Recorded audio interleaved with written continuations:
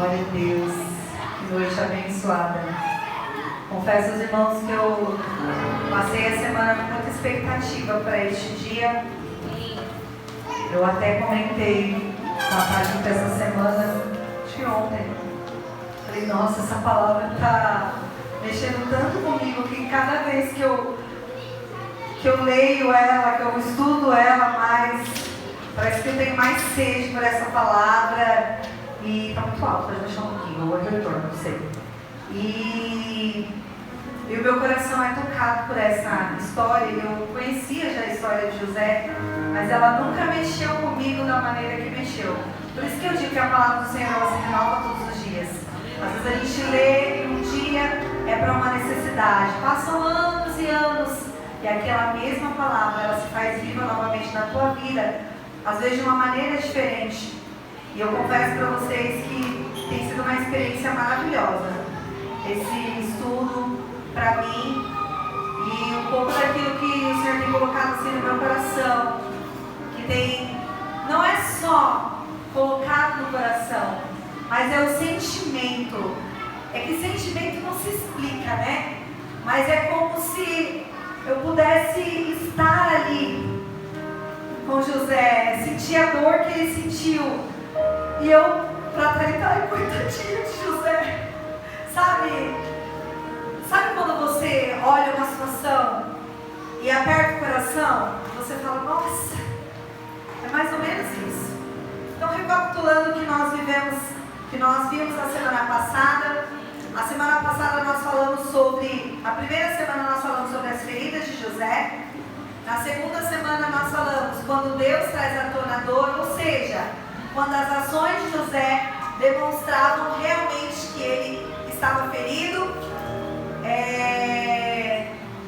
As características eram as máscaras, falar áspero, lembrança do passado com dor, e terminamos no não confiar, lá em Gênesis 42. Todos lembraram aí sobre o que nós falamos na semana passada? Então nós estávamos ali na parte de José, quando ele está com os seus irmãos ali, e ele fala para os seus irmãos. Os irmãos falam assim, olha, nós temos um irmão mais novo, né? E ele fala, mentira, vocês são espiões, vocês estão vindo para espiar a terra, ou seja, o não confiar. E aí ele diz, não, nós temos sim. E ele não confia nos seus irmãos. E aí hoje nós vamos dar continuidade. Coloca para mim, por favor, Gênesis 42, verso 15. Calma, filhinha, a gestinha está até vermelha. Vocês serão postos à prova, juro pela vida do faraó, que vocês não sairão daqui enquanto seu irmão caçula não vier para cá. Próximo. Mandem algum de vocês buscar o seu irmão, enquanto os demais aguardam presos. Assim ficará provado se as suas palavras são verdadeiras ou não. Se não forem, juro pela vida do faraó, que ficará confirmado que vocês são espiões. Pode botar para o slide. Aí o que acontece aqui? Aqui, José fala para os irmãos, vocês estão falando a verdade? Então me prova. Vocês vão agora voltar alguns e me trazer esse irmão mais novo que vocês dizem que tem. Porque na cabeça de José, ele era o único irmão mais novo.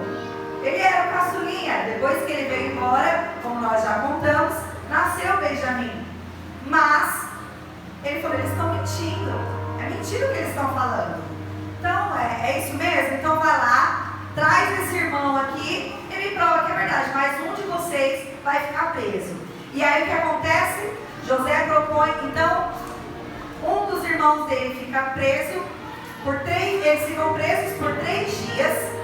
E aí ele fala o seguinte, eu vou deixar um preso e os demais voltam para lá então. E aí, me provem a verdade. E aí eles voltam lá para a casa de seu pai, para a casa de Jacó. Um fica preso e os demais voltam para a casa de seu pai. Eles levaram os mantimentos, eles levaram aquilo que eles precisavam, mas deixando um para trás. E aí eu gostaria que colocasse lá em Gênesis 42, 21. Quando eles chegam em casa, Gênesis 42, 21 agora. Aleluia. Glória a Deus.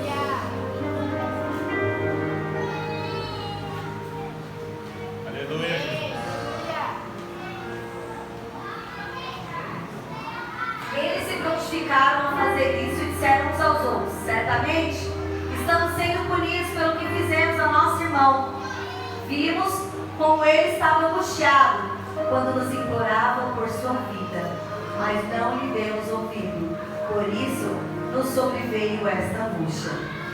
Quando eles passaram por essa situação de desespero, de que eles estavam lá e José não estava acreditando neles, eles disseram o seguinte: isso daí é a conta lá do nosso passado, daquilo que nós fizemos com o nosso irmão José. Ou seja, existia dentro deles ainda uma culpa. Eles se sentiam culpados por aquilo que eles haviam feito. Eles não sabiam que quem estava ali falando com eles era José, o seu irmão. Mas eles estão sendo punidos. Isso é por conta daquilo que nós vivemos. Passa para o 24, Lia. Irmãos, eu estou correndo para contar a história, mas nós vamos chegar no foco, amém? Lá no 24, nisso José retirou-se e começou a chorar. Mas logo depois voltou e conversou de novo com eles. Então escolheu Simão e mandou acorrentá-los diante deles. Aqui eu quero destacar uma coisa. Os irmãos estavam presos, os três. E eles falaram, todos os irmãos estavam presos por 3 dias. E aí eles falaram: nossa, é por conta do que nós fizemos que nós estamos passando por essa situação. E aí José manda chamar esses irmãos novamente. Então escolheu Simão, volta mesmo, e mandou Simeão e mandou acorrentá-lo diante deles. Mas o que me chama a atenção aqui é que José retirou-se e começou a chorar. Lembra que eu falei quando a dor ela vem à tona? Mas hoje nós estamos falando sobre quando a cura começa a acontecer. Eu quero destacar aqui 2 tipos de choro: o choro que contorna a dor e o choro que cura, o choro do tratamento. Nesse momento aqui, José não está no choro da cura, ele está no choro que contorna a dor. Sabe por quê? A palavra diz o quê? José retirou-se e começou a chorar. José lembrou de todo o seu passado. José viu os irmãos e falou: olha o meu passado aí, batendo a minha porta. E ele não se expôs, ele não chorou na frente de todo mundo, mas ele retirou-se e foi chorar.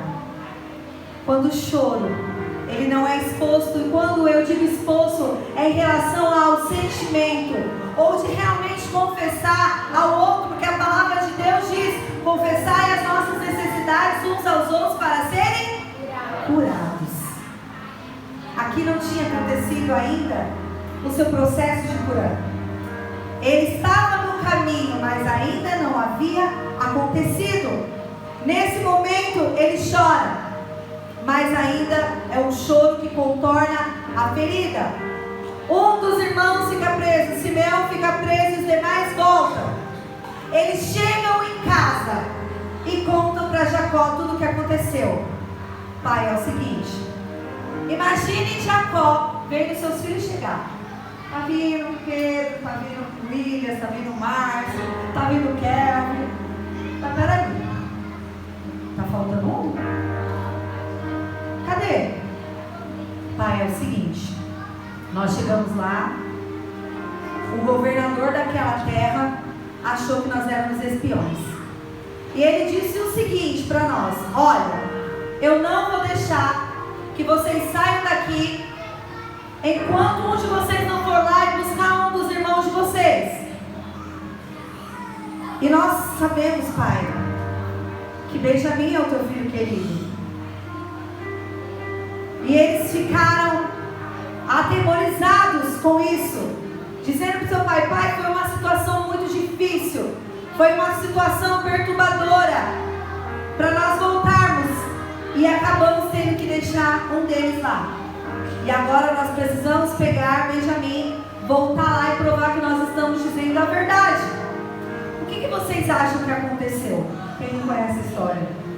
Imediatamente Jacó deixou que levasse Benjamim? Existia uma ferida também em Jacó. Jacó já havia perdido teu filho José, teu filho querido, teu filho amado, da esposa amada. Agora ele também perderia Benjamim.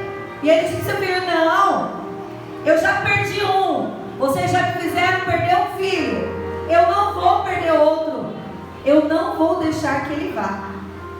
E ele não deixou que eles fossem. E aí eu fiquei pensando: coitado do outro que ficou lá, né? Olha, a ferida era tão grande, o outro fica lá, mas o meu filho querido, o da esposa amada, esse eu não vou perder. Eu já perdi um, eu não vou perder outro.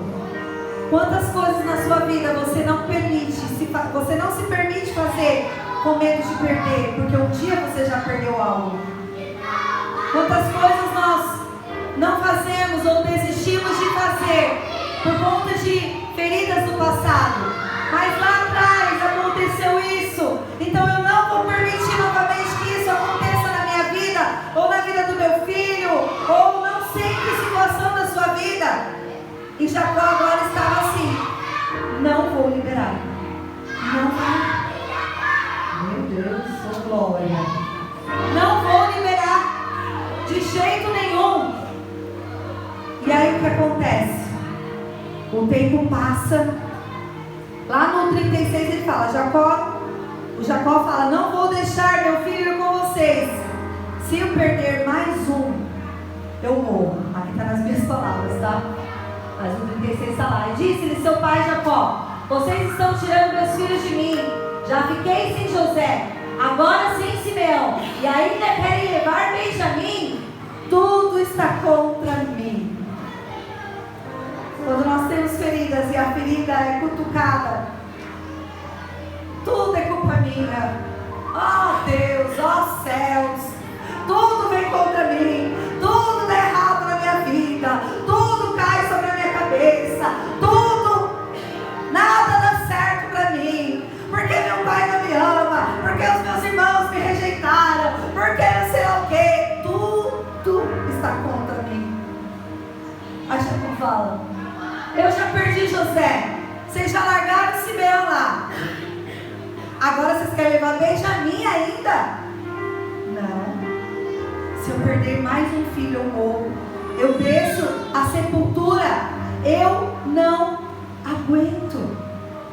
A ferida não permitia que Jacó raciocinasse.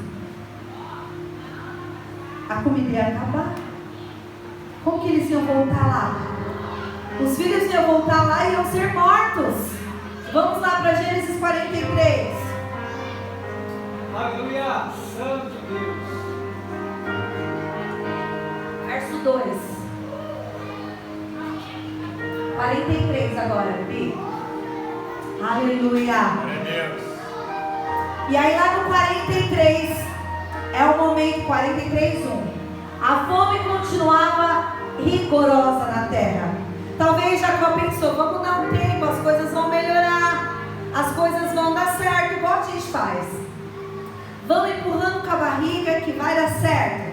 Vamos levando. Vira quase um Zeca Pagodinho: deixa a vida me levar, a vida leva eu, vamos embora.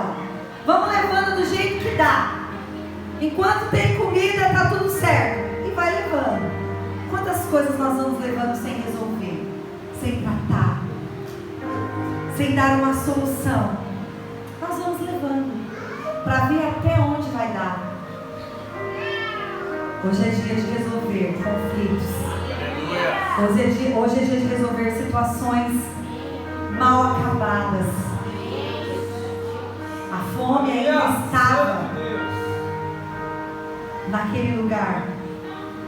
Não tinha outro jeito.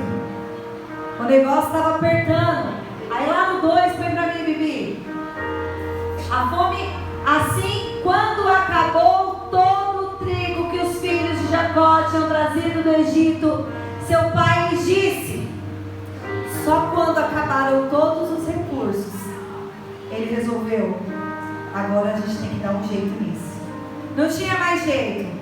Os netos, os filhos, as noras, ele, as crianças, todo mundo estava numa situação ali que não tinha mais jeito. Não dava mais. Talvez você está nessa situação aqui hoje. Não tem mais jeito. Ou vai ou racha. A gente precisa resolver. Não tem mais trigo. Não tem mais alimento. Não tem mais o que fazer. Não tem mais um jeitinho. Não tem como racionar. Dividir um pouquinho para um pouquinho para outro. Não tem como dar o nosso jeitinho. Acabou os recursos. E quando os recursos acabam, a gente precisa tomar uma atitude. A gente precisa se levantar. E muitas vezes nas nossas vidas nós reclamamos com o Senhor, nós murmuramos: Senhor, porque o Senhor permitiu que acabassem todos os recursos? Por que o Senhor me deixou sem saída? Às vezes Ele precisa nos deixar sem saída para que nós venhamos tomar uma atitude. Porque enquanto temos recursos ainda, nós vamos procurando caminhos, nós vamos procurando atalhos, nós vamos dando um jeitinho para a situação. Mas o Senhor permite a escassez, seja ela emocional, seja ela física. Ele permite muitas vezes na nossa vida, porque Ele precisa de um posicionamento nosso. Ele precisa que a nossa dor seja confrontada. E agora, eu vou ficar com a dor ou eu vou resolver o problema? Eu vou ficar aqui chorando e me lamentando? Não dá mais. Às vezes o último recurso que nos resta é ser forte, é resolver. Às vezes as pessoas falam: nossa, mas fulano é forte. Não, acabou todo o recurso. Todo o recurso que tinha acabou. As ajudas acabaram. As pessoas ao nosso lado acabaram. E Deus permite, irmão. Ah, mas pessoas me abandonaram no caminho. Amém. Mas tem situações que o Senhor permite. Tem pessoas que o Senhor tira do nosso caminho para nos ensinar algo. Não é porque essas pessoas não eram boas. Não. Não é sobre isso muitas vezes. Às vezes é. Mas muitas vezes não, irmãos. É porque Deus precisa tirar as nossas muletas. Deus precisa tirar. Para que a gente olhe realmente. E vai de conta com o confronto e resolva o problema. Enquanto tiver gente do teu lado te bajulando, dizendo: não, tá chorando, vai passar, irmão, deixa pra lá, esquece, põe isso no passado. Quantas vezes eu fiz isso? Quantas vezes eu tive pessoas para fazer isso e eu tenho certeza que elas estavam me ajudando, elas queriam me ajudar, mas nem sempre ajuda, irmão, porque tem coisa que a gente precisa passar. E às vezes nós vamos adiando, por medo de resolver, por medo de ser tratado. E aqui chega numa situação e Jacó ou vai ou vai. Assim, quando acabou todo o trigo que os filhos de Jacó tinham trazido do Egito, seu pai lhes disse: voltem e comprem um pouco mais de comida para nós. Próximo. Mas Judá lhe disse: o homem nos advertiu severamente: não voltem à minha presença, a não ser que tragam o seu irmão. Aí Judá fala: pai, você não ouviu o que eu falei quando nós chegamos? Não tem como voltar lá sem Benjamim. Não tem, porque o pai falou: agora vocês vão lá, volta lá e resolve o problema. Mas ele não tinha liberado Benjamim. E Judá fala assim: pai, não tem como, pai. Se nós voltarmos lá, nós morreremos. Você não vai ficar só sem Benjamim, você vai ficar sem todos os seus filhos. E não vai ter alimento. E vai morrer todo mundo. Essa não é a solução. Não tem como, pai. E aí ele explica para o seu pai: 9, Judá ele tem uma atitude. E essa atitude, ela é de extrema importância. Judá, ele entrou como um intercessor. Aleluia. Ele falou: deixa comigo, eu assumo a responsabilidade. Eu vou lá, pai. Eu me coloco no lugar dele. Eu preciso levar Benjamim. E ele fala: eu me comprometo pessoalmente pela segurança dele. Benjamim, pode se considerar responsável por ele. Se eu não trouxer de volta e não colocar bem aqui na tua presença, serei culpado diante de ti pelo resto da minha vida. Ele diz: pai, nós precisamos resolver essa situação. Nós precisamos voltar lá e mostrar que nós falamos a verdade. Mas não se preocupe, eu serei responsável por ele. Eu assumo a responsabilidade. Se alguma coisa acontecer com ele, eu serei culpado. Irmãos, era muita responsabilidade. Era muita ousadia. Na cabeça dele tinha que estar assim: vai dar tudo certo. Mas eu imaginei ele assim: Deus, tomara que dê tudo certo. Se não der tudo certo, eu estou perdido. Será que nós temos uma atitude às vezes de intercessão? De fazer algo, de se colocar responsável por uma situação? Judá fez isso. Então eles vão até José com Benjamim. O pai libera, mas com aquele coração pesado, ele diz para eles: vocês vão com Benjamim, mas se o meu filho mais novo, se eu perder mais um filho, eu desço a sepultura. Eu morro, eu não vou aguentar. Jacó sabia a dor que tinha sofrido na perda de José. E ele dizia: se eu sofrer isso de novo, eu não vou suportar. Quantas coisas nós dizemos: se eu passar por isso de novo, eu não vou suportar. Essa é a última. Eu não posso passar por isso de novo, porque se eu passar por isso, eu não vou suportar. E ele fala para o filho dele: vai, leve Benjamim, mas tenha ciência de algo. Olha o peso sobre a vida de Judá. Olha o peso que estava sobre ele. Não era só a vida de seu irmão Benjamim, era a vida do seu pai, era a sua família que agora estava sobre a tua responsabilidade. E eles levam Benjamim. E lá no 16, os irmãos chegam até lá com Benjamim. Quando José viu Benjamim com eles, disse ao administrador de sua casa: leve estes homens à minha casa, mate um animal e prepare-o. Eles almoçarão comigo ao meio-dia. Eu imagino quando José vê o irmão chegando, ele fala: eles não estavam mentindo. É verdade. Eu tenho um irmão mais novo e eu posso sentir o coração de José disparando. É verdade, eu tenho um irmão. Como será que ele é? Como será que meu pai ficou com o nascimento dele? Como será que foi todo esse tempo que ele viveu lá? Será que ele sabe que ele tinha um irmão?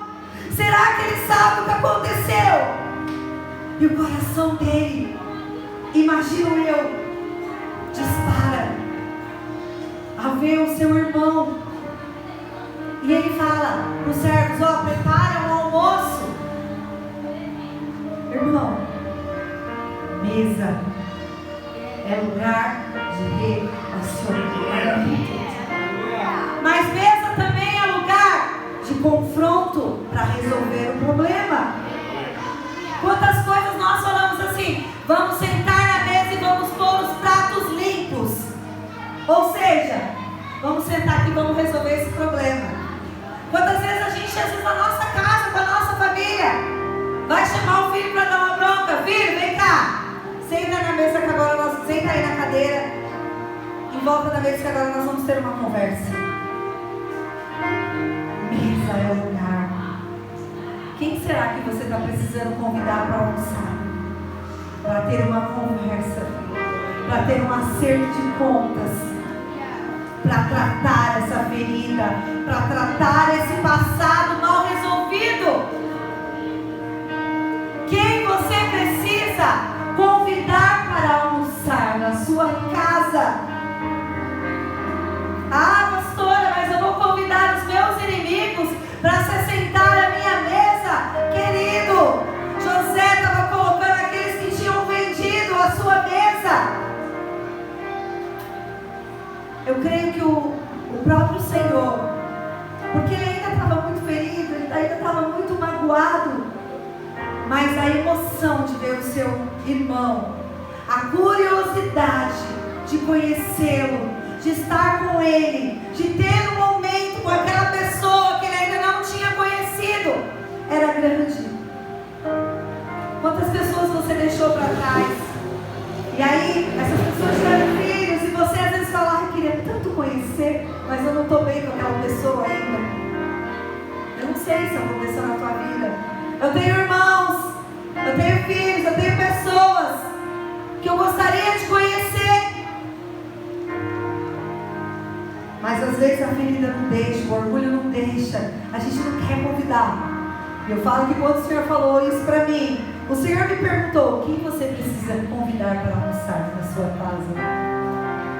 Eu falei, Jesus, se eu mudei de casa, acho que a lista está grande. Quem você precisa pôr na sua mesa para um acerto de contas? A gente sempre fala que mesa é lugar de relacionamento, lugar de amizade, lugar de pessoas que se amam. Às vezes nós amamos, irmãos, mas às vezes as feridas impedem que nós tenhamos conexão com as pessoas que nós amamos. E o Senhor está falando, vamos para a mesa, vamos resolver o problema. Vamos sentar na mesa com o pai, com o filho, com os irmãos, com os parentes, com a eu não sei quem é que você precisa convidar para sentar à mesa com você, para colocar em pratos limpos situações. Mas eu quero te dizer que o Senhor falou forte essa frase no meu coração. Eu vou perguntar mais uma vez: quem você precisa convidar para almoçar? Aleluia, Jesus. Aleluia. Santo Deus. E aí, coloca no 27. Os irmãos vão almoçar e José vai lá, preocupado. Acho que em saber como era, como o irmão era, em perguntar. Ele então lhes perguntou. Ele estava curioso, ele queria saber do pai, ele queria saber mais notícias. Vocês percebem que aqui já não tem mais aquele falar áspero, não está um docinho ainda, mas já está melhorzinho. Talvez você está se identificando nisso. Na semana passada o falar era áspero, essa semana você ainda não está 100% com a pessoa, mas já não está falando áspero, já está tendo um domínio próprio aí em você, já está controlando as suas emoções. E aí José quer saber do que está acontecendo lá, ele quer saber das notícias. E ele perguntou como passavam e disse em seguida: como vai o pai de vocês? Ou seja, como vai o meu pai? O homem idoso de quem me falaram? Ai, dando uma disfarçada. Como vai o pai de vocês? Aquele homem idoso que vocês me falaram? Está vivo? Está morto? Como que está? Tem saúde? Não tem saúde? Está feliz ou está triste? Como que está? Ele tinha curiosidade. Ainda está vivo? Próximo. Eles responderam: teu servo, nosso pai, ainda vive e passa bem, e se curvaram para prestar-lhe honra. Eu imaginei ele olhando ali, os irmãos prestando honra para o pai, e ele sentindo saudade de quando todos eles estavam juntos na presença do pai dele, quando ele tinha a oportunidade de estar com a família dele, quando ele ainda tinha a oportunidade de fazer parte daquela família. Naquele momento ele ainda estava desconectado daquela casa, ele estava desconectado daquele núcleo familiar. Naquele momento ele era ainda apenas o governador, um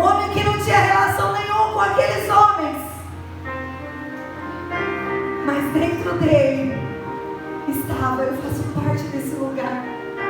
Eu faço parte, eu acredito que cada palavra que ele ouvia, os irmãos contando, e no momento que ele vê os irmãos prestando honra ao Pai, eu imagino que o desejo do coração dele era de fazer a mesma coisa, era de dizer: meu pai é um homem maravilhoso mesmo. Era manifestar: eu amo meu pai, eu quero ver meu pai. Era compartilhar com eles algo. Próximo. Olhando ao redor e vendo seu irmão Benjamim, ele estava observando tudo. Ele estava perguntando, ele estava vendo a atitude de todos. Vendo seu irmão Benjamim, filho de sua mãe, ou seja, existia um grau de parentesco maior do que com os outros irmãos. Os outros irmãos eram irmãos de pai, esse era irmão de pai e mãe. E ele foi olhando para o seu irmão. José perguntou: é este o irmão caçula de quem me falaram? E acrescentou: Deus lhe conceda graça, meu filho. Profundamente emocionado por causa do seu irmão. Profundamente emocionado. Aleluia. Eu acho que o desejo dele era pular no colo do irmão e falar: eu sou seu irmão.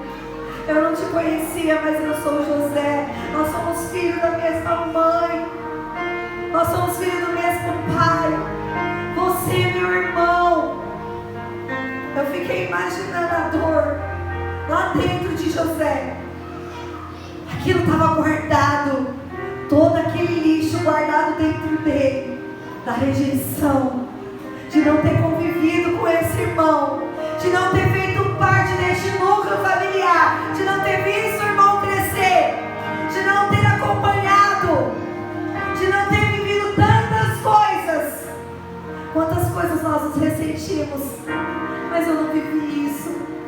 Quantas coisas vem no nosso coração. Mas eu queria tanto ter passado por isso com a minha família. Mas não aconteceu. Mas não vivi. E aí José faz o quê? José apressou-se em sair à procura de um lugar para chorar. Esse choro é o choro de tratamento, igreja? Ainda não. Ele se apressou e saiu para chorar escondido. Ele ainda não se expôs. Estava vindo, sabe, aquela avalanche de emoção. Eu não sei se você já viveu isso, com certeza. Às vezes alguém está falando algo com você e você vai sendo tomado por aquele sentimento de emoção.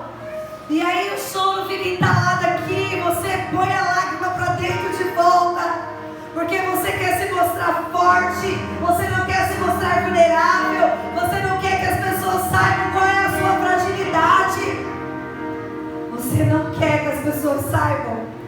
Ontem no trabalho, uma colega muito de Deus me falou uma coisa e eu só fiz assim. A sala cheia de professores e eu falei: Deus, não dá para chorar aqui não, Pai. Corri pro banheiro e eu sou muito branca. A cara já estava um pimentão. Não tinha caído uma lágrima, mas a cara já estava um pimentão. Porque ela falou algo que me tocou.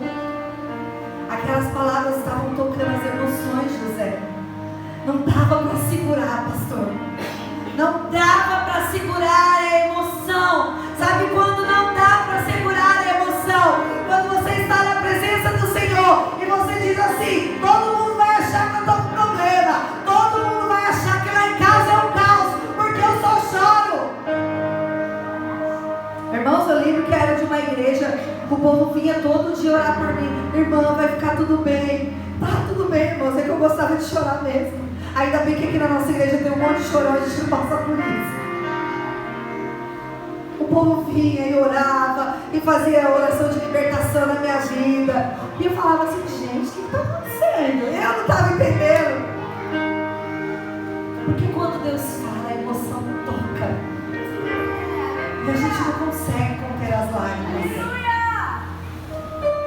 que por intermédio do seu irmão Benjamin, o amor, a conexão que eles deveriam ter tido, começou a falar mais alto. Dos irmãos mais velhos ainda tinha talvez aquele ressentimento, eles me venderam, mas o irmão mais novo não tinha culpa de nada, ele nem sabia, ele era inocente naquela situação, e aquele amor fraternal tomou conta dele. Aí fala que ele estava observando seu irmão Benjamin, quando ele não aguentou mais, aquilo aflorou dentro dele, e ele precisou sair da presença de todos para chorar. E a Bíblia nos diz que ele fez o que eu fiz lá no meu serviço, correu lá, lavou o rosto, deu uma disfarçada e voltou, porque ele era o governador. Ele não podia, né, Salviana, se mostrar choroso diante. O cara mandava e desmandava em tudo. Acima dele só estava Faraó, não tinha outra pessoa. Ele ia mostrar como que é? Homem não chora. Querido, homem chora. E eu sugiro para você que é homem, se você ainda tem essa bobeira de achar que homem não chora, quando você vem para a presença do Senhor, você é o mais chorão de todos, não é não, Anderson? Não é não, pastor Adelito? Aqueles que falaram, homem não chora, que é isso, rapaz? Vai chorar? Ai, tá de mimimi, vai ficar com chorinho aí. Quando chega na presença do Senhor, é o primeiro a se derramar aqui em lágrimas. Porque quando Ele nos toca, nada mais importa. Mas José ainda estava no processo, gente. Lembra que ele ainda estava no processo? E ele sai da presença daquelas pessoas, lava o rosto e ele volta. O choro ainda era escondido, porque ele ainda era governador, ele ainda não era José, o irmão daqueles homens. O choro ainda era escondido, porque existia uma armadura ainda de governador, existia um título ainda sobre ele, mas as máscaras precisavam ser tiradas. Aleluia! Era necessário que as máscaras caíssem. O choro da cura só acontece quando nós nos despimos das nossas máscaras, dos nossos títulos. Eu sou pastora, eu não choro. Eu sou pastora, eu não choro. O que as pessoas vão pensar se eu chegar na igreja chorando? Irmãos, vocês vão depender de mim, não chorar na igreja, para vocês ficarem bem, vocês estão perdidos. Eu sou a primeira, porque aqui é o meu lugar de conforto. Aleluia! Aqui é o lugar onde eu vou me acabar de chorar mesmo. Aí as irmãs abençoadas dá até rímel a prova d'água para a pastora, para pelo menos ela chorar bonito. Eu ganhei, gente, por isso que eu estou chorando mais bonita mesmo. De tanto que a pastora chora. Aí tem um tal aí fora, Pedro, de que pastor não pode se mostrar vulnerável para as suas ovelhas. Querido, as pessoas querem que líderes atinjam um lugar que não existe para nós. Esse lugar é o Senhor. Mas muitas pessoas buscam isso. Mas para que haja cura, para que haja esse despertar para o tratamento, precisa tirar a máscara de marrento, de briguento, de machão, de governador, de valentão. Rapaz, eu não mostro meus sentimentos pra ninguém não. É louco? Aí em casa chora de se acabar. Na hora que deita a cabecinha lá no travesseiro, se acaba de chorar, porque o vazio vem. Eu quero te falar uma coisa. Eu vou te dar um conselho. É melhor chorar aqui. E quando você deitar a sua cabecinha lá no travesseiro, você ter alegria e paz. Você deitar e acordar em paz, alegre e satisfeito, do que demonstrar algo que não é a realidade. Mas quando você estiver sozinho, aquele sentimento te corroer, aquela dor bater a sua porta e você falar: eu estou sozinho aqui, eu estou sozinho aqui, tire as máscaras. Naquele momento não havia ainda caído as máscaras de José. Aí no 33 fala que todos foram colocados à mesa. Eu já falei sobre a mesa, lugar de relacionamento. Estavam todos ali. José lava o rosto e volta lá para aquele lugar. E aí ele manda servir os irmãos. E ele faz o quê? A porção de Benjamim, aquele a qual tocou as suas emoções, era maior. Para aquele ali, ó, você serve 5 vezes mais. Porque ele é o irmão que não me traiu. Ele é o irmão que é inocente, que não está sabendo de nada. E aí está tudo certo. José foi curado agora? Ainda não. Não houve exposição, não houve confronto, não houve revelação, não foi colocado a pratos limpos. Agora nós vamos lá para o 44. Aí sabe o que acontece? José, vou liberar essa galera, eles podem ir embora. No 44 eles se preparam para ir embora, mas José arma uma cilada para eles. Eu vejo aqui, isso eu fiquei estudando, fiquei pensando sobre isso. Eu, estudando um pouco, acredito que ele estava testando os seus irmãos. Eles estavam vendo se tinha acontecido alguma mudança nos seus irmãos mais velhos. E ele arma uma cilada. Ele fala: pode ir. Os irmãos, opa, tá tudo bem, nós provamos. Eles ainda não sabiam quem era José de verdade. Eles estavam ali perante o governador. E aí, José: pode liberar eles. Leva os mantimentos, leva tudo que vocês precisam. Vai em paz. E ele fala para um dos servos dele assim: ó, na bagagem daquele ali, de Benjamim, do irmão mais novo, você coloca uma das minhas taças. E assim os servos fazem e eles vão embora.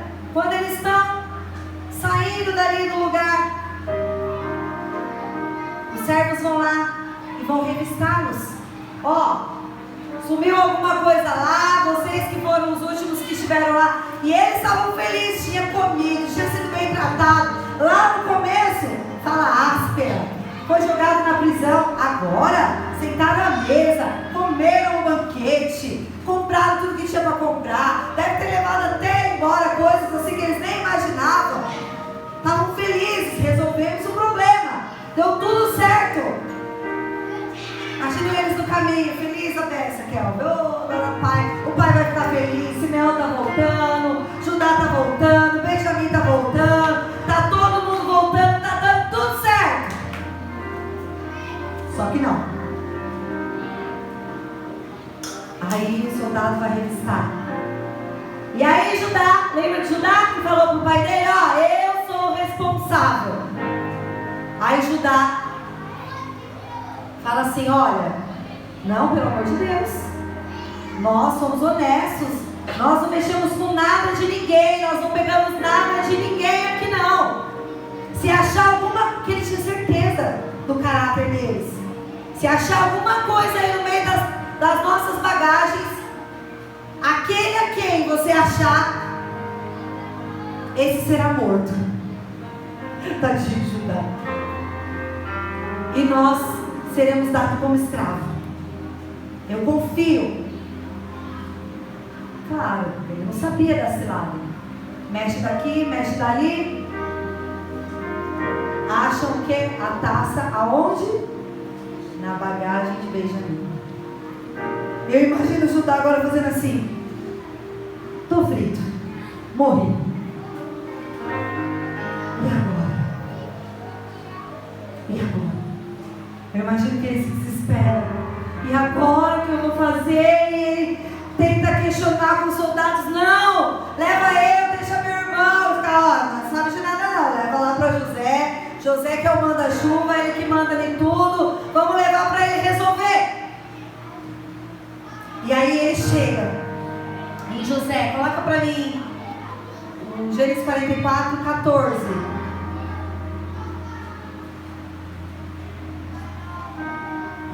Quando Judá e seus irmãos chegaram à casa de José, ele ainda estava lá.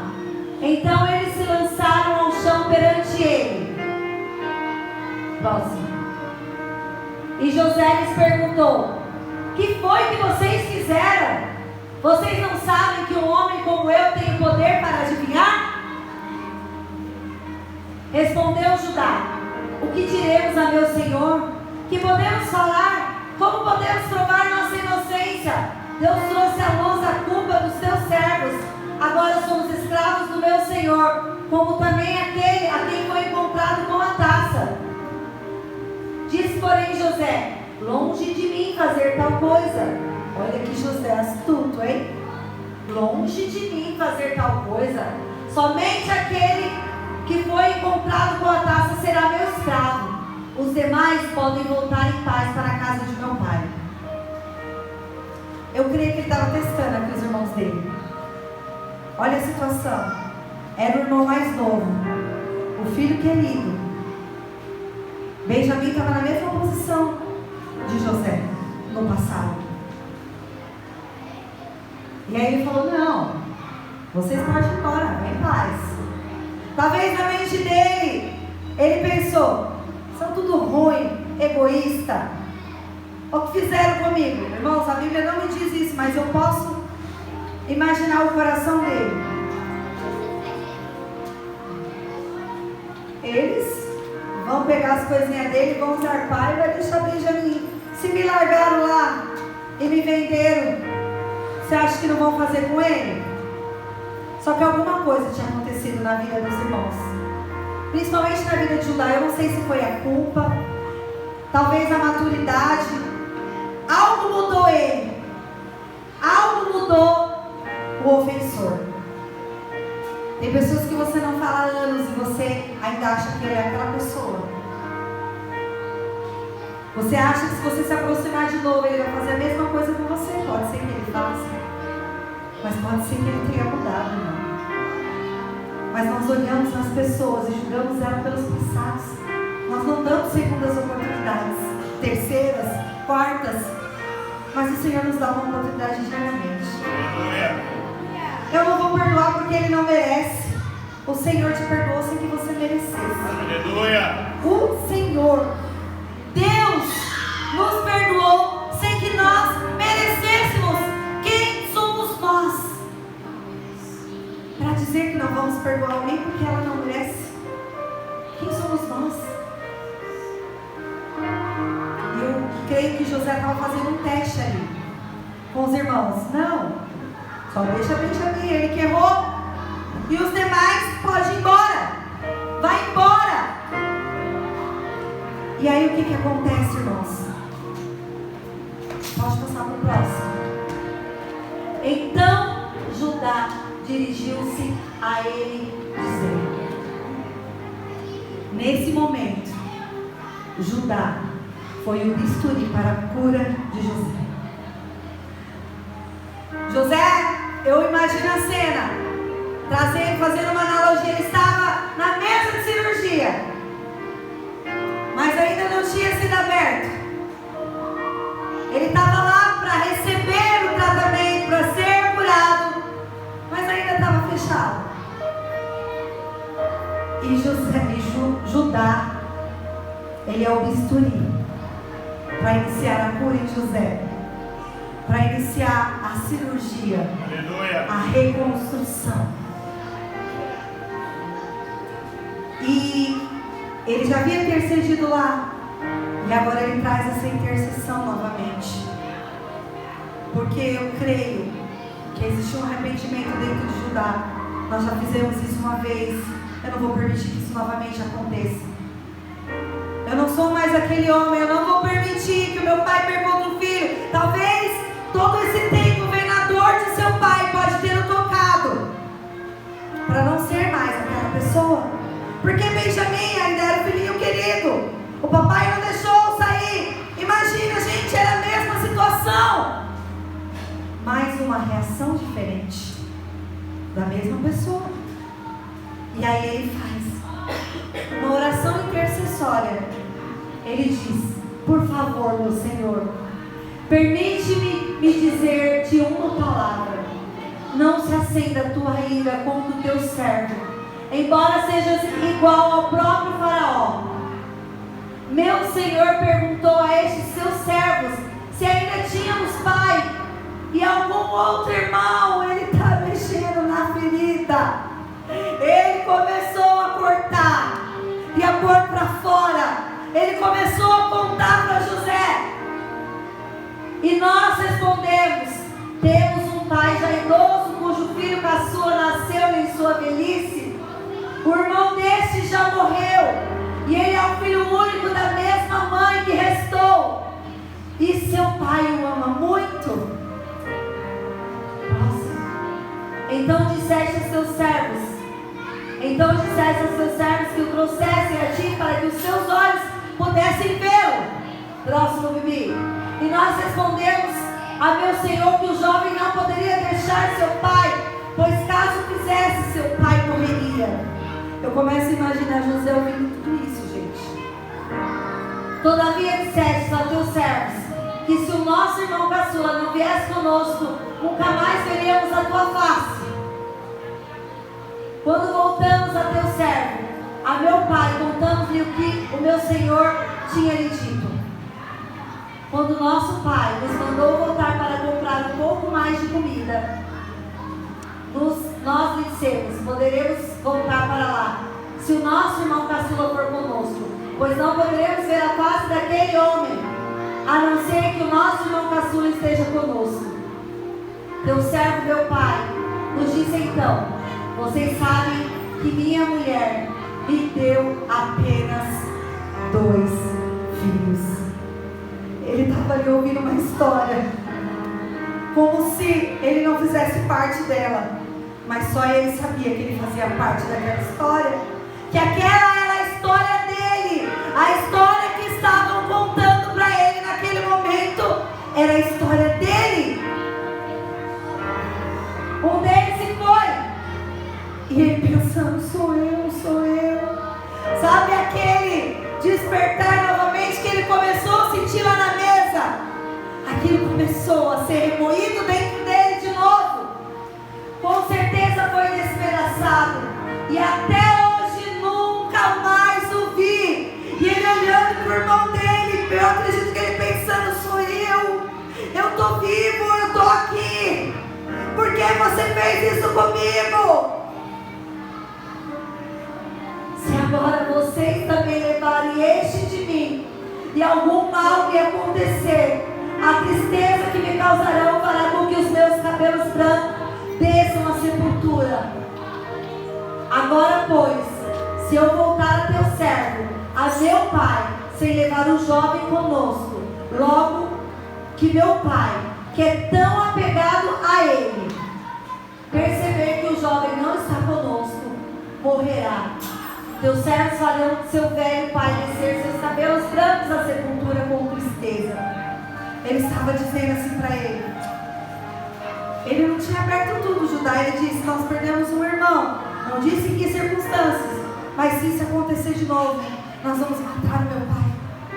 Eu não posso conviver mais com essa culpa.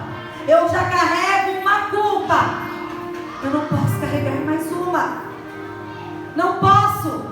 E ele continua: além disso, teu servo garantiu a segurança do jovem. Ele diz: eu intercedi, eu disse para o meu pai: se eu não o trouxer de volta, suportarei essa culpa diante de ti pelo resto da minha vida. Por isso agora te peço, por favor, me deixe o teu servo ficar como escravo do meu Senhor no lugar do jovem, e permite que ele volte com seus irmãos. Eu imagino José olhando e falando assim: peraí, o cenário é o mesmo, mas a ação está sendo diferente. Tem uma coisa diferente neles. Tem algo que aconteceu aí. Eu estava os testando. Talvez ele pensou: eles vão embora e vai largar Benjamim aqui igual fizeram comigo. Mas tem uma coisa diferente neles. eles estão se compadecendo de meu pai. Ele está tendo zelo pelo meu irmão. Tudo aquilo que eles não tiveram lá, eles estão tendo agora.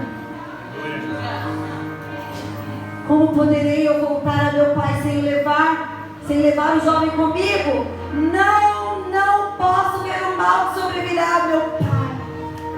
Judá estava desesperado. Isso não pode acontecer. A essa altura José já não podia mais conter-se. Lembra lá na mesa que ele conteu o choro e foi chorar escondido? A essa altura ele não podia mais conter-se diante de todos que ali estavam. E fez o quê? Gritou. Aleluia. Eu consigo imaginar a dor dele, ouvindo tudo aquilo, ouvindo toda a história dele ser contado por aquele que havia causado a ferida. A ferida estava sendo cutucada por quem tinha causado a ferida.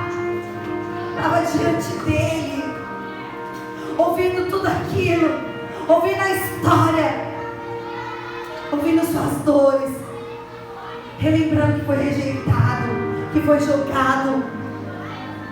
Eu penso que passou um filme.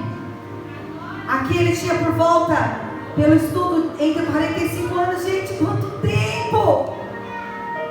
Praticamente toda a sua vida adulta de sofrimento sem a tua família. E agora todo o teu passado estava diante dele. E ele gritou: façam sair a todos. Assim ninguém mais estava presente quando José se revelou aos seus irmãos. Aleluia. E ele falou: sai todo mundo. Tirou todo mundo que estava lá. Soldado, servo, escopeiro. Eu não sei quem estava lá. Mas agora o negócio é entre a família. Aleluia. Agora o negócio é com a gente. Se você tem situações para resolver, se a sujeira vai vir para fora, tira quem não faz parte do núcleo. Tira. Ele tirou. Sai todo mundo. Tirou todo mundo. E ele gritou. Aqui eu quero destacar para vocês. Aleluia. Deus. Santo Deus. As ferramentas de cura na vida dele.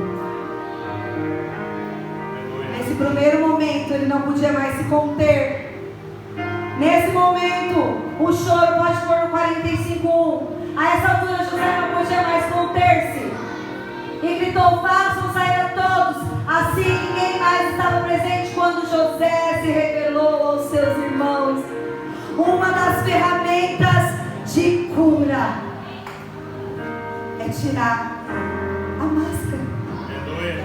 Lembra que eu falei que até então, quem ele era para aqueles homens? O governador. Nesse momento, José se revelou aos seus irmãos. 2. E ele se pôs a chorar tão alto. Era o choro que estava entalado, aquele choro do travesseiro, aquele choro que precisava ser guardado, aquele choro que precisava ser contido, aquele choro que muitas vezes foi recolhido, aquela lágrima que quando caía era colocada para dentro. Agora ele chorou. Agora era o choro da cura. Aleluia. Porque agora a gente tem o hábito de falar: tá chorando para dentro? Sabe? Segurando. Agora não era mais um choro para dentro, era exposto, era gritado, era rasgado, era desesperado. Aqui o choro era de cura, era de tratamento. Ele estava expondo as suas vulnerabilidades. Aqui não tinha mais como dar jeitinho. Ele chegou no lugar que ele precisava resolver. E no 3, ele fala: mas os seus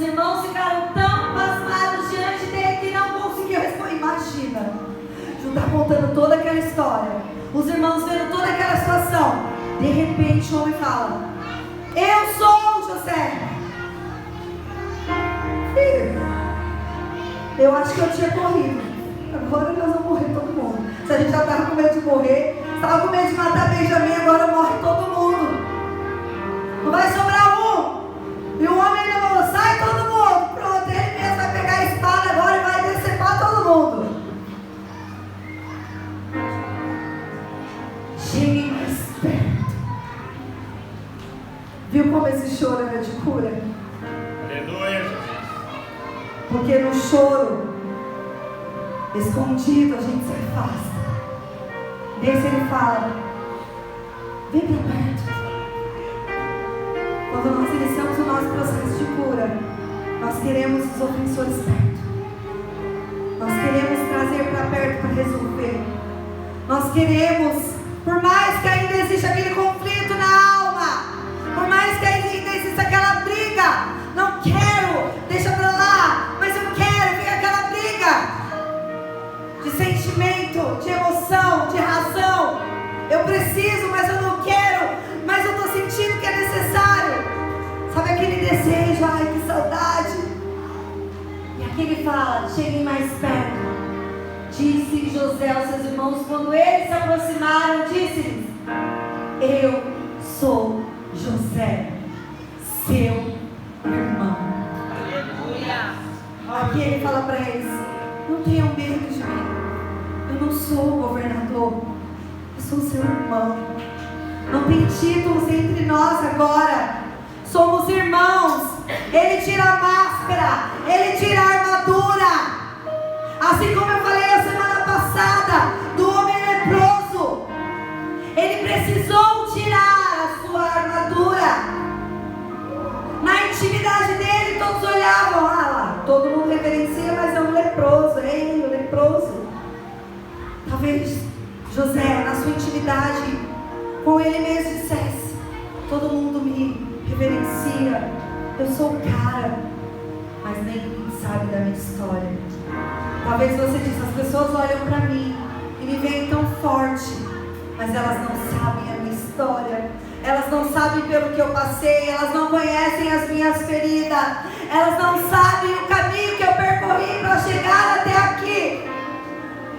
Porque nós colocamos uma armadura, nós nos tornamos esposas, mães, mulheres de Deus, profissionais. Homens se tornam sacerdotes dos seus lares, pais. Mas por trás desses títulos se tornam pastores, líderes. Tem as suas profissões. Tem o quê? As suas armaduras, as suas máscaras, as suas blindagens. Mas por trás de todos esses títulos existe uma história. Aleluia. Que às vezes ninguém conhece. Ninguém sabe o caminho que você trilhou para chegar. E agora José estava falando assim: aqui não é mais o governador, sou eu, José, seu irmão. E o que me chama a atenção, a primeira característica que eu destaquei é tirar a máscara. Ele tira. A segunda que eu quero destacar é expressar-se sem reservas. No momento do confronto, no momento da cura, não bastava José dizer assim: oh, eu sou o irmão de vocês, José, mas vamos deixar para trás o passado, vida que segue. Precisa haver verdade, precisa falar tudo que está lá dentro, precisa ser exposto. A gente quer colocar debaixo do tapete porque vai doer falar. E ele fala: sou aquele que vocês venderam ao Egito. Ele se expressou sem reservas. Ele falou tudo que estava guardado. A gente cria rodeios para falar: oi pai, sou eu, sua filha, lembra? Seu filho, lembra de mim? Eu sou sua filha. eu sou seu filho, aquele que você abandonou, mas eu quero te pedir perdão, eu quero liberar perdão para sua vida. A gente não fala, se a gente faz, a gente quer fazer sem se ferir, porque tocar no assunto dói. Mas para a cura acontecer, é preciso se expressar sem reserva. Sou eu, a pessoa que foi abusada. Sou eu, a pessoa que apanhou. Sou eu, a pessoa. Sou eu, a que foi abandonada. Sou eu, a que foi esquecida. Foi eu a que foi vendida. Sou eu que foi rejeitada. Sou eu. Santo Deus. Foi eu que fui jogado. Sou eu. Sou eu. Dê nomes. A terceira característica: dar nome, expressar-se, falar o que está sentindo. Mas além de falar, é dar nome à sua dor. Às vezes a gente fala: ai, que no meu passado eu passei por uma situação difícil. Você vai conversar com alguém para receber cura. Aí você poupa as palavras: é que eu passei uma situação difícil no meu passado, mas já foi. Não fala, dá nome à sua dor, porque aquilo que a gente não fala vira sintoma. Aquilo que fica guardado dentro de nós, aquilo que nós não colocamos para fora, aquilo que nós não trazemos à luz, fica na escuridão e vai trazendo doenças, depressão, ansiedade, síndrome do pânico, doenças psicossomáticas, doenças da alma. Mas José estava aqui no auge do processo de cura dele. Sou eu, seu irmão, aquele que vocês venderam. Aqui é como se ele pudesse falar tudo que estava engasgado. Sou eu. Sou eu aquele que sofreu. Sou eu aquele que apanhou. Sou eu aquele que foi vendido. Foi eu aquele que foi humilhado na casa de Faraó. Foi eu aquele que ficou preso. Foi eu aquele que foi humilhado, que foi injustiçado. Sou eu aquele homem. Mas aqui o falar já não é mais com ira. É um falar aliviado. Eu posso me expressar aqui. Próximo. Agora não se aflijam nem se recriminem. Pula lá pro 15 para mim. Depois a gente volta no 5. No 14, melhor dizendo.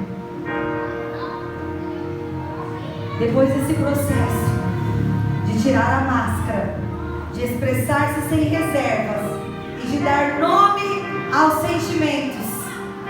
Tirar a máscara, expressar-se sem reservas e dar nome aos sentimentos. Uma coisa acontece. Então ele se lançou chorando sobre o seu irmão Benjamim e o abraçou. Depois que a cura acontece, a conexão se estabelece novamente. Aleluia.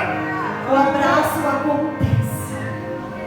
Pessoas feridas têm a sua alma desconectada de relacionamentos, de pessoas. Talvez você diz: mas eu já abracei meu ofensor e eu não senti nada. Sabe por quê? Porque não tirou a máscara, porque não se expressou sem reservas e porque não deu nome à ferida, à dor.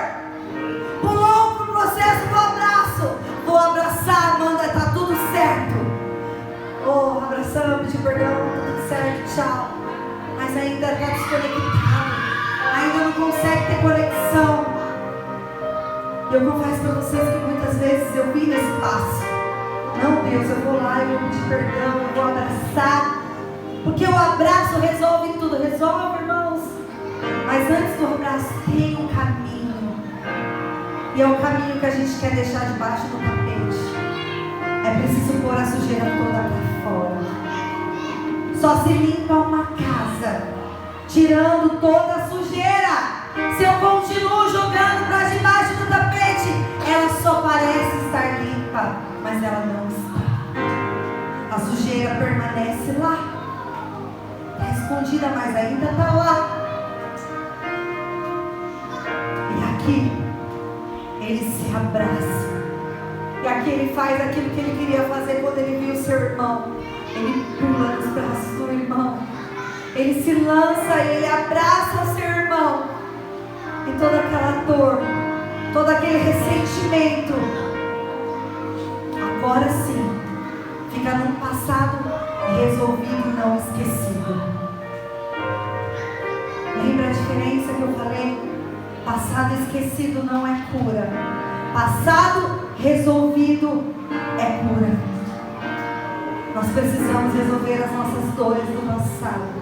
Nós precisamos resolver as nossas feridas do passado. Nós não conseguimos nos conectar com o nosso pai, com a nossa mãe, com os nossos irmãos. Eu não sei com quem você não consegue criar conexão. Talvez você tenha um filho e você diga: eu não consigo me conectar com esse filho. Eu não sei o que acontece. Eu não consigo. Faz essa linha até chegar à ferida, para ela ser tratada, para que novamente haja conexão. O Senhor, Ele tem cura para as nossas vidas. O Senhor deseja que nós sejamos homens e mulheres sarados e curados. O Senhor desejava que José vivesse uma vida plena. José estava vivendo bem, mas não estava vivendo plenamente. Aleluia. Existia um passado não resolvido. E eu fico vendo todo o processo de dor desse homem. E eu confesso que no meio do estudo eu falei: Deus, coitado, porque tanto sofrimento. Sabe quando você está lendo um livro e você fica: que hora que vai chegar a parte boa? Meu Deus, resolve isso agora, Pai. A gente é assim no nosso processo de cura. Quando o bisturi está passando e está abrindo para mexer naquela ferida mal cicatrizada de novo, para refazer, para tirar as sujeiras, a gente fala: não, resolve logo, tá doendo demais. Mas tem hora que precisa doer para nunca mais doer. Precisa doer profundamente para que haja cura. E foi assim na vida de José. Aleluia, Jesus. Foi tão simples. O final foi tão simples. Eu confesso, eu conhecia a história, mas estudando eu fiquei imaginando um grande evento, uma grande situação. Só foi preciso dizer, só não, né? Teve todo o processo, mas o grande auge foi apenas dizer: sou eu, José, o irmão que vocês venderam. Sou eu. Só precisou disso. Sou eu. Só precisou tirar a máscara, admitir a ferida. E é incrível que o verso seguinte ele fala: calma, foi para conservar a vida de vocês que tudo isso aconteceu. O cara estava sofrendo, o cara estava chorando, o cara estava massacrado. Ele tinha acabado de gritar e botou toda a sua dor para fora. Mas logo em seguida, ele já estava manso e dizendo: calme, meus irmãos, não sintam culpa sobre isso. Vocês estão livres dessa culpa. Porque foi para conservar a vida dos nossos pais, dos nossos irmãos, de todo esse povo que isso aconteceu. Ele entendeu que existia um propósito para a dor. Talvez você está no auge da sua dor e dizendo: Deus, por que eu tenho que passar por isso? Deus, por que eu precisei passar por tanta dor? Deus, por que eu preciso passar de novo para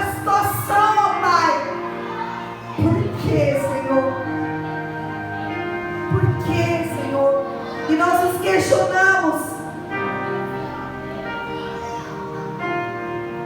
Mas eu quero dizer que a nossa dor se torna ferramenta de cura nas mãos do Senhor. Aleluia. Porque podia parecer que José perdeu todo esse tempo, mas Deus não faz a gente perder nada na nossa vida. Todas as coisas cooperam para o bem daqueles que amam segundo o teu propósito. Você entende? Que é segundo o teu propósito, existiu um propósito.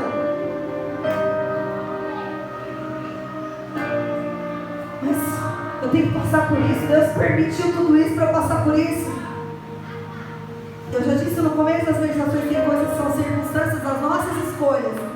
Mas quando nós rendemos ela ao Senhor, até aquilo que nós erramos, quando nós nos humilhamos, quando nós resolvemos, o Senhor fala: filho, nós não vamos desperdiçar isso aqui não.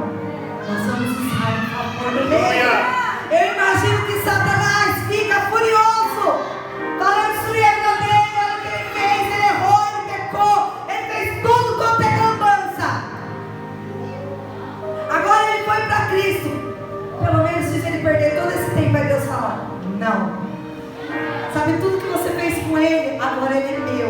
E toda a experiência dele, agora eu vou usar para o meu reino. Agora eu vou usar ao meu favor. Deus põe Satanás para trabalhar. Falar: você trabalhou, você gastou tempo, mas isso vai servir para o meu reino. Porque tudo que Deus põe a mão se transforma em bênção. Estou falando, irmão, pra você sair pecando aí não, tá? E depois falar assim: agora Jesus vai pôr a mão, vai virar bênção meu pecado, e agora você instrumento de cura. Irmãos, são consequências. Não pegues mais o nome de Jesus, mas se aconteceu, esse seu passado, essa sua ferida, essa sua dor, vai ser instrumento de cura na vida de outras pessoas. E aí você vai dar propósito para essa dor. E vai ficar mais leve esse fardo. Bia, coloca nos slides, por favor, no último slide. E eu quero fazer essa leitura rápida de um trecho de um livro. Aleluia. Eu vou lendo já para vocês.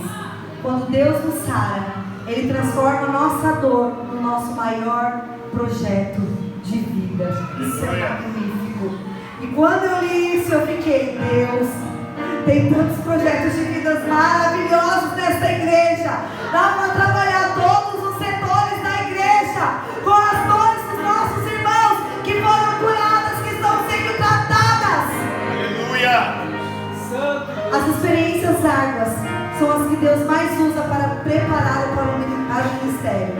Deus jamais desperdiça uma dor. Na verdade, é muito provável que o seu maior ministério surja de sua dor. Quem poderia ministrar melhor aos pais de uma criança com alguma síndrome do que outro casal que tenha filhos padecendo do mesmo mal?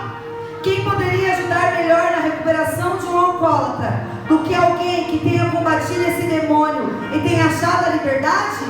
Quem poderia confortar melhor uma esposa que tenha sido trocada por um amante do que uma mulher que tenha passado pela mesma agonia? Se você deseja ser usado por Deus, deve entender uma verdade poderosa. As mesmas experiências que lhes trouxeram mais arrependimento, entenda isso. As mesmas experiências que lhe trouxeram mais arrependimento e ressentimento na vida, aquela que você queria esconder e esquecer, são as que Deus quer usar para ajudar a outros. Glória a Deus. Somente experiências partilhadas podem beneficiar os outros.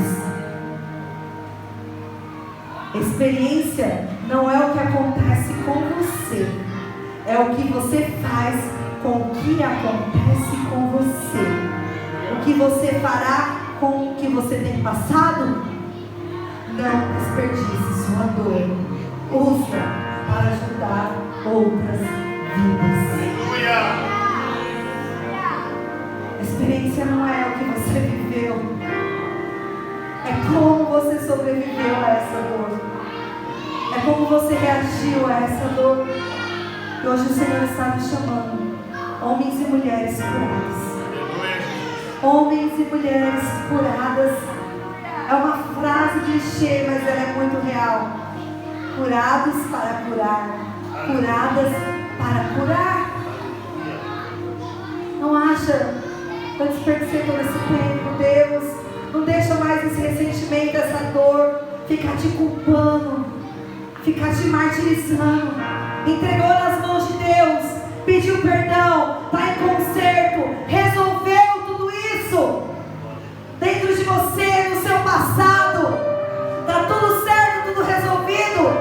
Você é ferramenta de cura agora nas mãos do Senhor. Você é ferramenta, você é instrumento de Deus. Os pensamentos que o Senhor tem sobre você é de paz. Mas nós ficamos nos culpando, nós ficamos nos martirizando. Seja curado em nome de Jesus. Feche os seus olhos, coloque-se de pé.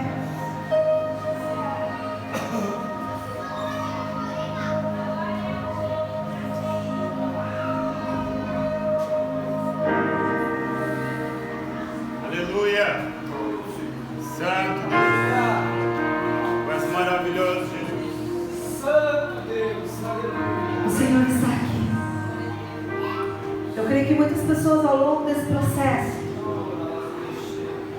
já entraram em etapas de sua cura. Eu não sei nesse momento em qual etapa você está. Se você ainda está trazendo à tona, se você ainda está se dando conta se tem ferida ou não. Pelo compartilhar da igreja, muitos disseram, é pastora, eu inclusive estou vendo tanta ferida. Está lá na primeira etapa, na primeira ministração. Já identificou que tem ferida, porque a gente acha que está todo curado. Não, eu estou na igreja, estou legalzão, está tudo certo, tem ferida não. Mas ao longo desses dias você percebeu que você ainda tem ferida. Aí quando você percebeu que tinha ferida, o Senhor foi lá e trouxe à tona, permitiu os sentimentos virem à tona, permitiu pessoas virem até você, mensagens, reencontros, muitas coisas aconteceram, lembranças. Eu não sei o que te levou para esse momento de quando a dor vem à tona, mas eu tenho certeza que você chegou nesse lugar quando Deus traz à tona a dor.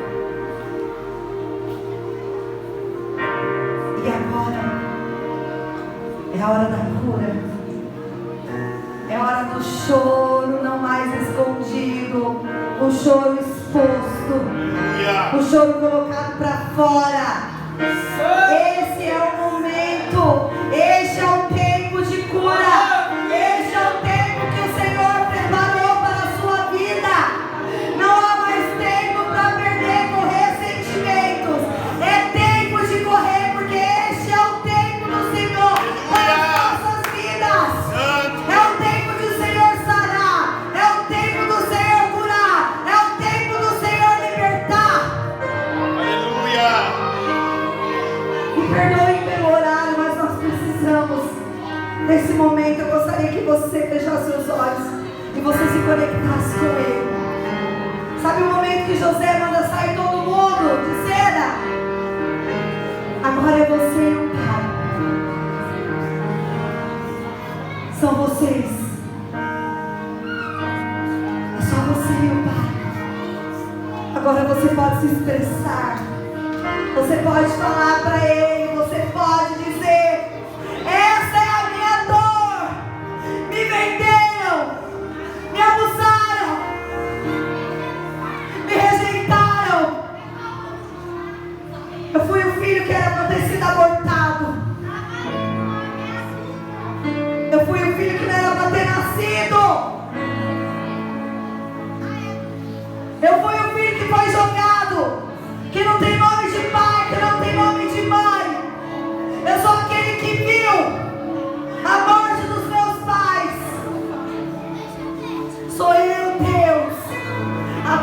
filha, o teu filho, aquele que sofreu essa dor e deu nome a essa dor.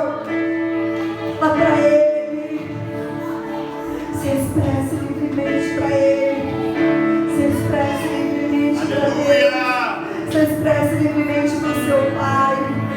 Fala: Deus, sou eu, sou eu, sou eu, sou eu aquele menino que passou fome, sou eu aquele menino que foi jogado na rua, sou eu, Deus. Sabe aquilo que te dói tanto, que você nem coloca em palavras? Às vezes vem a consciência, mas você não consegue nem dizer. Agora é a hora de falar para o Pai. Aleluia! Aí, sou eu, Deus, que sofreu violência física, psicológica, sexual. Sou eu que sofri. Fala para Ele qual foi a sua dor. Fala para Ele: sou eu, sou eu, sou eu. Pai, sou eu. Sou eu que não fui amado. Sou eu. Sou eu que apanhei injustamente. Deus, sou eu. A filha, o filho que não foi amado pelo pai, ou não foi amada pela mãe. Sou eu que cresci sem família. Fui eu que cresci sem lar. Fui eu que perdi a minha mãe, que perdi o meu pai. Fui eu que perdi meu alicerce. Fui eu. Dói, Pai. Fala pra Ele onde dói. Sim, Jesus. Ele sabe, mas quando Ele ia curar, Ele dizia: o que queres que eu te faça? Ele sabe o que é que eu enxergava. Ele dizia: fala, eu preciso dar nome. Fala para Ele: sou eu, aquele ou aquela que não superou o luto ainda. Sou eu que não superei aquela perca. Sou eu que ainda não sabe lidar com essa situação. Fui eu que ficava largado. Fui eu que jogava as minhas roupas na rua, que fui humilhado perante todos. Aleluia! Fui eu que fui exposto. Pode ser tão pequeno, mas sim de causador. Fui eu que fui ridicularizado na escola. Fui eu que riram de mim quando eu fui fazer alguma coisa na escola. Ah, mas a minha dor é tão pequena diante dessas que a pastora está falando. Não importa qual é a dor. Não importa se está doendo em você. É uma dor que o Senhor enxerga,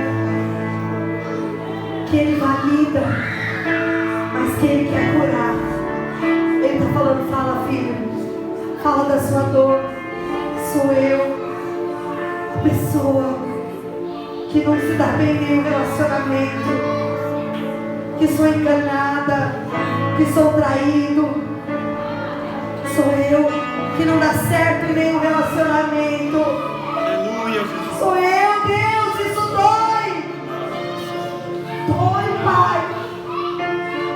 Sou eu a pessoa que não tem alguém para compartilhar a vida. Isso me dói, Pai. Eu queria nessa altura ter alguém comigo. Sou eu a pessoa que me sinto solitária. Sou eu, Pai. Diga para Ele, diga para Ele, diga para Ele. Diga para Ele as suas dores. Ele está aqui. Diga para Ele as suas dores. Irmãos, sintam-se livres. Se você está servindo hoje, sinta-se livre. O Senhor precisa curar as nossas feridas. Fala para Ele: Deus, fui eu que não tive infância por conta disso ou daquilo. Fui eu que precisei ter responsabilidade jovem. Fui eu que perdi a minha infância por ter que cuidar dos meus irmãos, por ter que cuidar da minha família, por ter que assumir responsabilidades que não eram minhas. Fui eu, Deus, que precisei ser forte quando eu precisava de alguém que fosse forte por mim. Fui eu, Deus, que não tive ninguém para me estender as mãos quando eu estava caída. Fala para Ele. Fui eu, Deus, que fui envergonhado, que foi humilhada. Fui eu.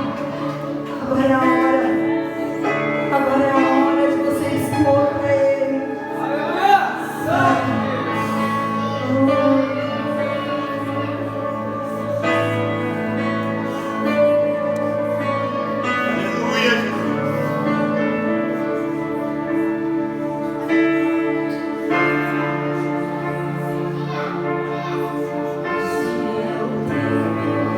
De cura.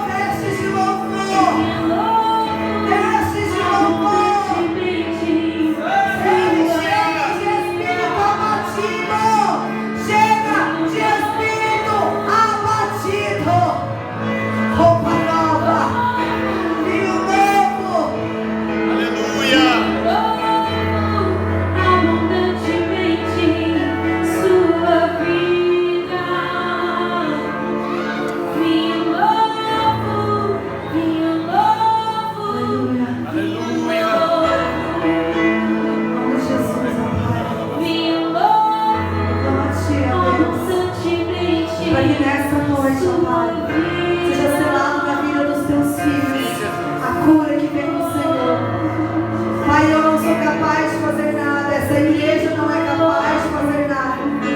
Mas eu creio em Ti, ó Pai. E a Tua palavra me diz que o Teu Espírito Santo, Ele é consolador. E que o Senhor traz cura aos nossos corações. Pai, eu oro nessa noite para que o Senhor cele cura na vida dos meus irmãos, na minha vida, na nossa igreja, Pai. Que sejamos uma igreja curada, que sejamos pessoas saradas. Pai, que as nossas feridas não dominem mais a nossa vida, que elas não direcionem mais os nossos caminhos, mas que sejamos livres, ó Pai, livres das nossas dores. Pois o Senhor diz, ó Pai, que sobre si o Senhor levou todas as nossas dores. Que sobre si o Senhor levou todo o nosso pecado. Que sobre si o Senhor levou a nossa culpa. E nós somos gratos a Ti por isso, ó Deus. Pai, nós oramos a Deus em nome de Jesus, que haja fruto de um coração curado na vida dos meus irmãos, ó Deus. Que possamos ver nos próximos dias, ó Pai, o manifestar do Teu amor, o manifestar, ó Pai, dos Teus propósitos na vida dos Teus filhos, ó Pai. Em nome de Jesus, nós somos gratos a Ti. Em nome do